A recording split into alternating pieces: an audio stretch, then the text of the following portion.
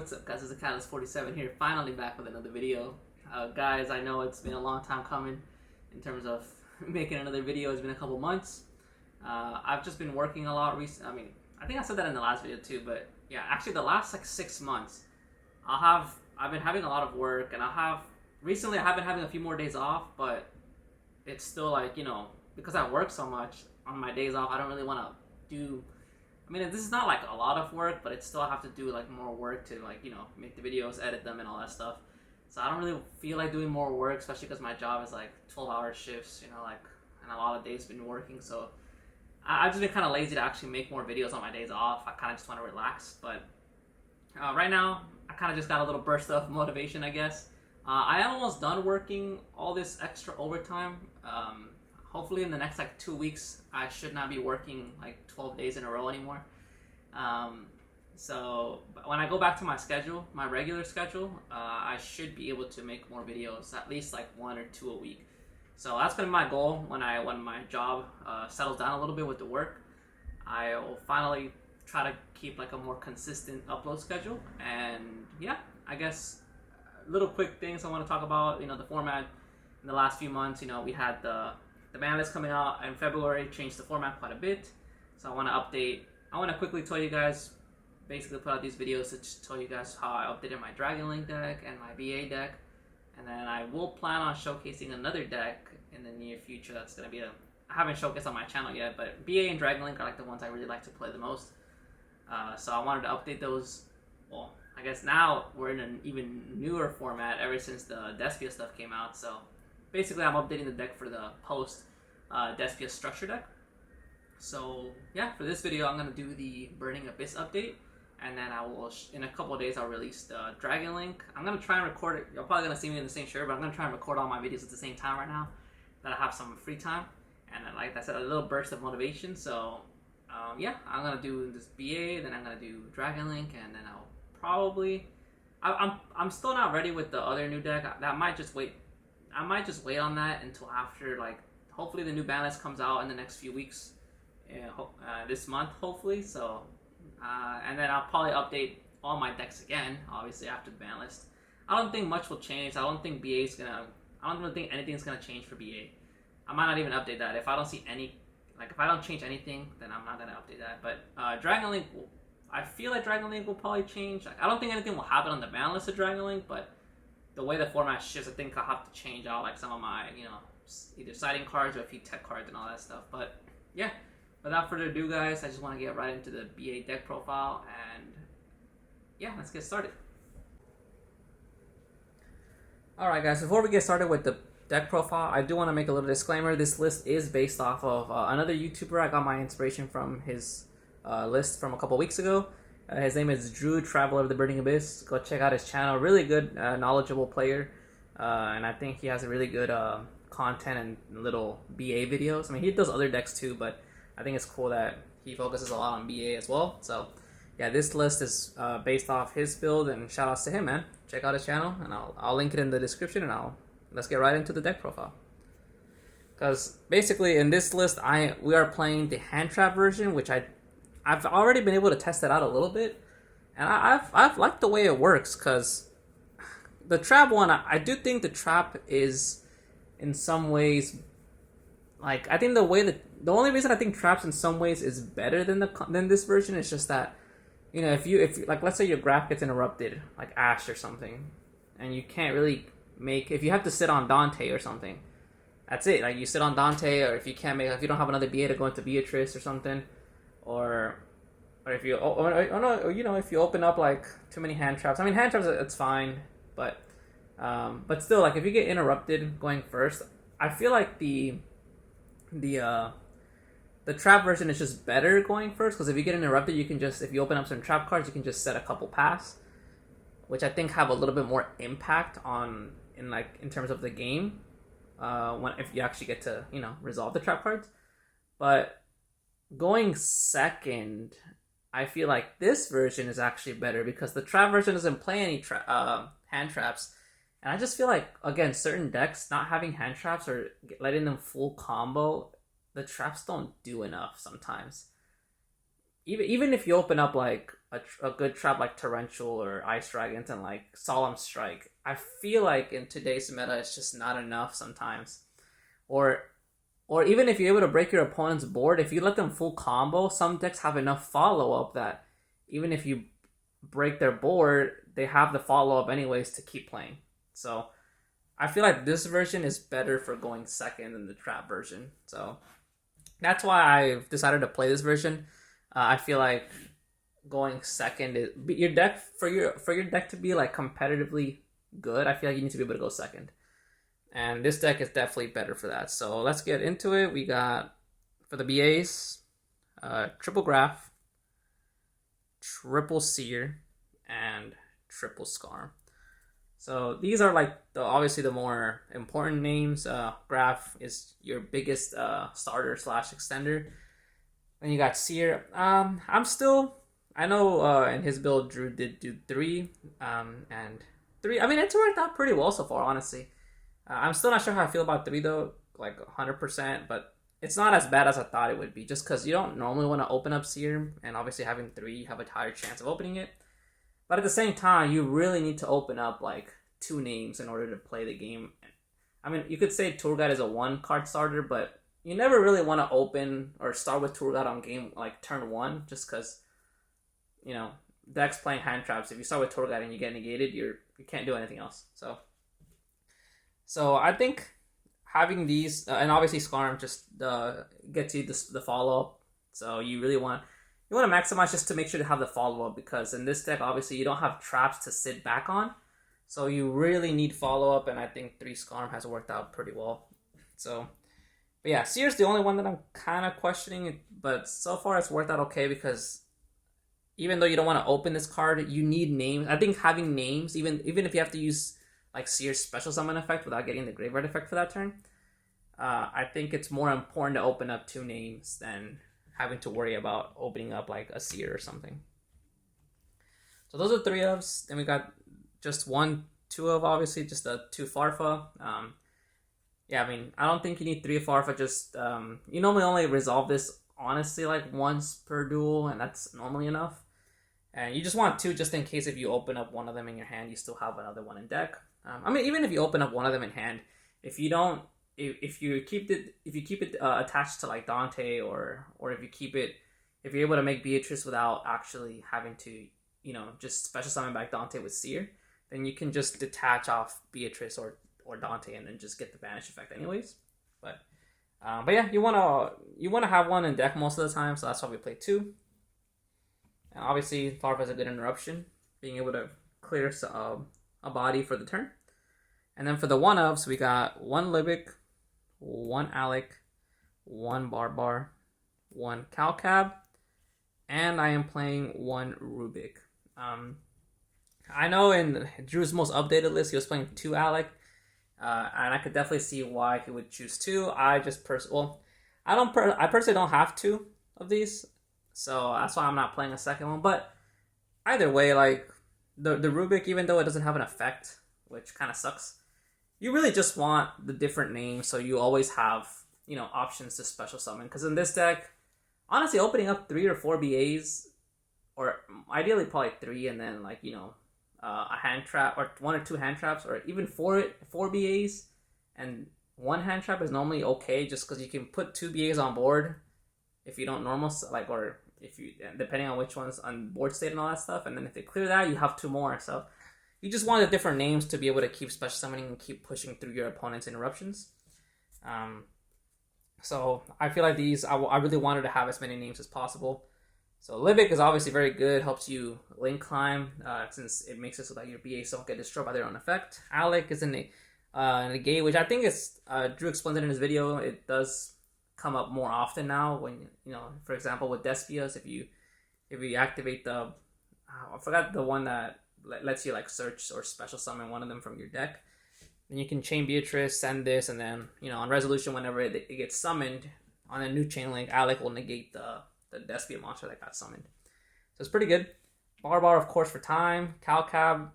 Some decks have even the Despia, they said they're branded in red, so you can force out with Calcab like set cards. So pretty good stuff. And like I said, Rubik is just an extra name, just so you can keep pushing through stuff. So that's basically it for the BAs. Now going into the support cards, we got, of course, 2 Tour Guide and 3 Rhino Warrior.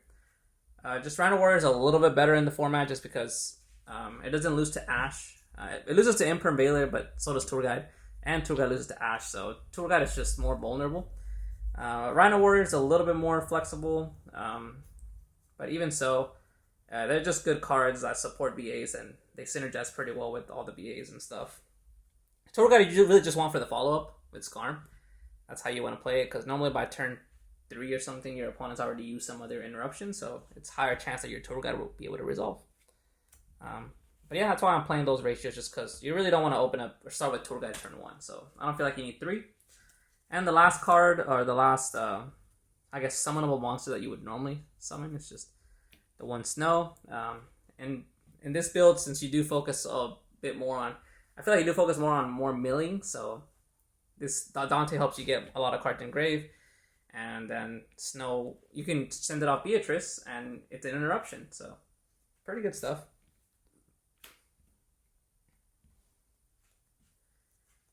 And then finally, for the going second cards, this is what I think makes the deck, competitively viable.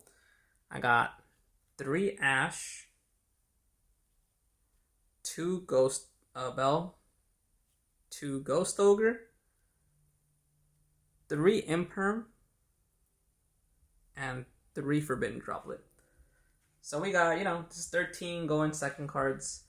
Hand trap wise, 10. So I think that's, it gives you a pretty good chance of opening at least 1 in your opening hand. But with 13, like going second cards, you almost have, you have a decent chance of opening up 2 in your opening hand, which I do think that it's very, I do feel like in this format you definitely need more than 1, just especially because these are all pretty low impact hand traps.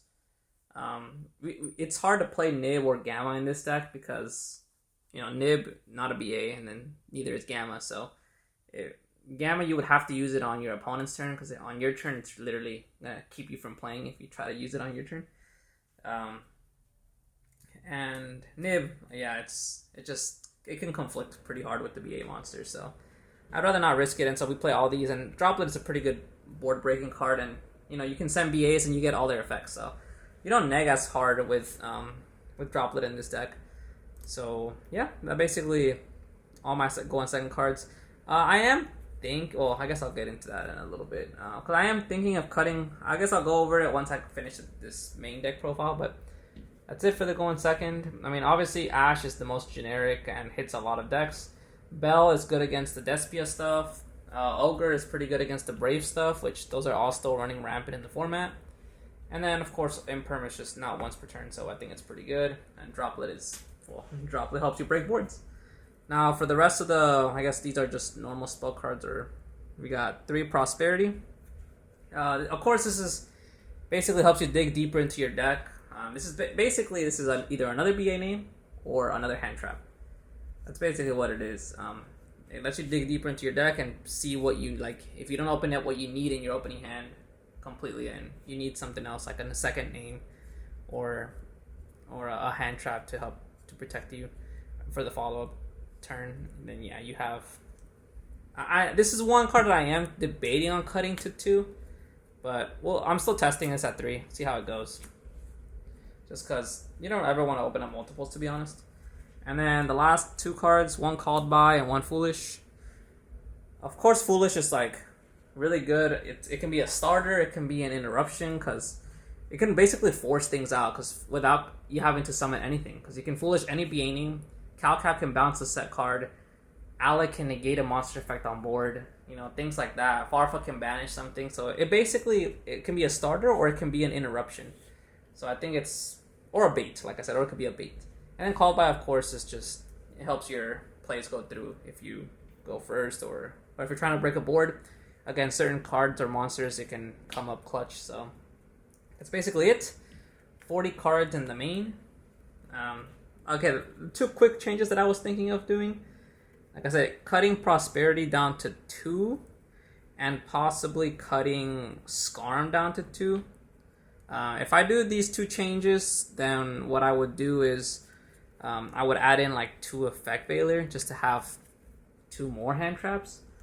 Just because, of course, Anaconda is still in the format, and I feel like Imperm and Baylor are really good against. It's mostly for Anaconda, and of course some of the basically obviously some good monster effects like the Despia stuff like Albaz and all that stuff, but I feel like it's mostly there for Anaconda, honestly, just because those are the 2 cards that basically stop Anaconda. And yeah, so I'm still debating. I'll do some testing, see how it goes. If I really like the consistency of 3 pot, then I'll probably just keep the deck as is. If not, then I'll try the 2 Valor as well. Now going into the extra deck, of course, the main BA monsters, we got 1 Beatrice. I am playing 3 Dante and then the purple Dante. Only reason I'm playing 3 Dante is because I don't have a second Downard, but if I had a second Downard, I would play a second Downard and cut one of these. But for now, I'm playing Beatrice, 3 Dante, and the Pilgrim. So I think it's not standard because I don't feel like you necessarily. Honestly, it has come up for me where I need a third one, but it doesn't come up too often that I feel like it's mandatory. But yeah, I think in the future when I get a second Downard, I will cut one of these and do the 2 Downard. And the rest of the links, the XYZs, Fortune Tune, Downard, and double Zeus. Like, I honestly think Zeus is one of the reasons why this deck is even playable. And being able to turbo out Zeus is just super good. And this will, I think, yeah, like I said, this is what makes the deck competitively viable. So I hope Zeus doesn't get hit. Like, I don't think it will, because I don't feel like Zeus has been seeing too much play right now. At least not for this balance. I don't think it'll get hit. But I know in the OCG, Zeus is at 1. So I hope it doesn't get hit to 1 here. Because I do think that would hurt this deck quite a bit. Because obviously, 1 Zeus is still okay, but being able to have a second one is just can catch people off guard.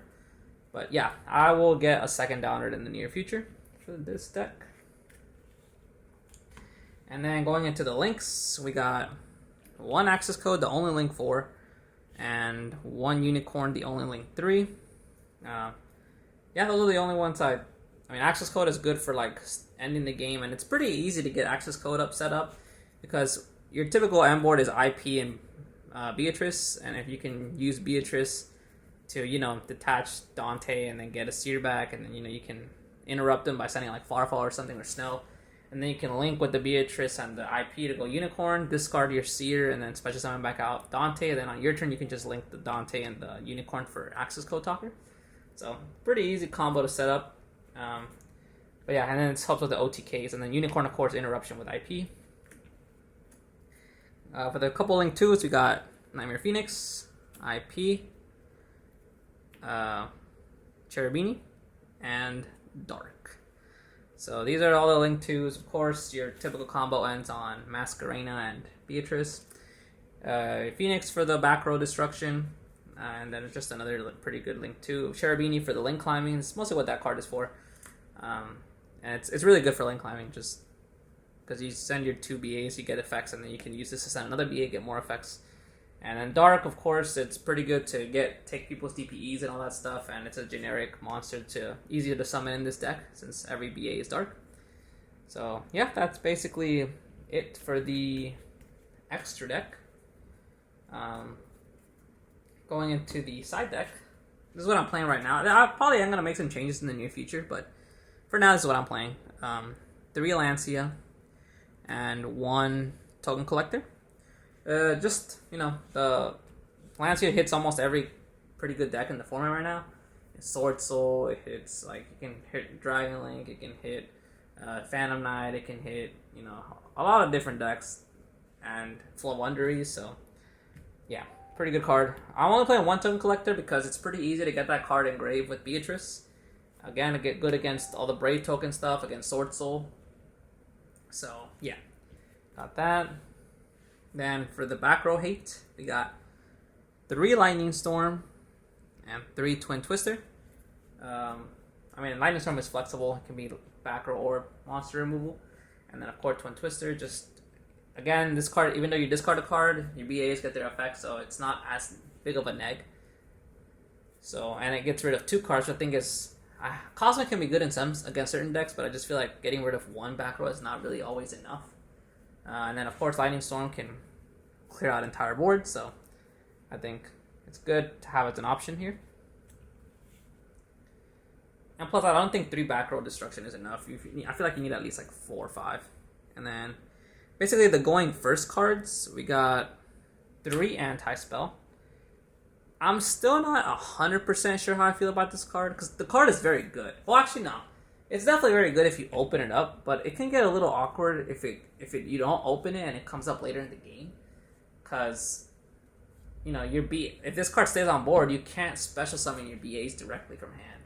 So I've had it happen like once or twice where it conflicted a lot with I didn't draw it opening hand, and then I drew it later on. Maybe I shouldn't have said it. Maybe that was my fault, but yeah, it can conflict sometimes. But obviously, of course, if you're able to get it turn 1 and set up a board and set this to support your board, it can OTK just because a lot of decks need spell cards. So, and then last but not least, 1 Banshee and 1 Zombie World.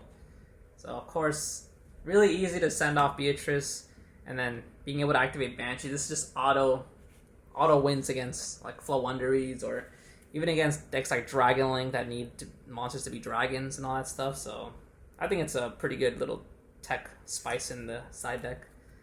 So that's it, guys. That's it for but I mean, for now, I'm just testing this. I might change this. Maybe this in the future, this will be like, I don't know. It might be another hand trap, maybe like Droll and Lockbird, or. But I'm still just testing out. So we'll see how it goes. But that's it, guys. That's it for the Burning Abyss deck. I hope you guys enjoyed. Like I said, this list was based off of Drew, so check out his channel, and I will see you guys for the next video. Peace out.